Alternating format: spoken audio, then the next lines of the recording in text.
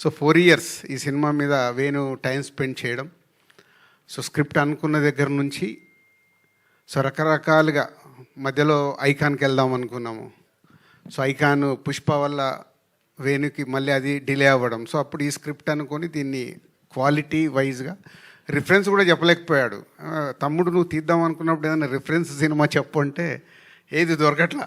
Sir దీనికి reference లేదు. Okay, so తమ్ముడు రేపు రిలీజ్ అయ్యి ఇప్పుడు మీరు ట్రైలర్ చూసారు కాబట్టి ఇలాంటి ట్రైలర్కి వచ్చిన రెస్పాన్స్ రేపు సినిమాకి కూడా వస్తుంది. వచ్చినప్పుడు ఈ సినిమా రిఫరెన్స్ అవ్వాలి ఎవరన్నా అంటే అంత సౌండ్ సైడు విజువల్ సైడు అంటే ఇందాక మిత్రులు అంటున్నారు సరే ఇది ముద్దుల మావేలాగా ఉంటుందా ముద్దుల మేనుల్లాగా ఉంటుందా అని. అస్సలు ఉండదు. ఈ cinema is a totally different genre. Yes, brother and సిస్టర్కి సంబంధించిన చిన్న సోల్ స్టోరీలో ఉంటుంది కానీ is a totally different film. So theatre experience film.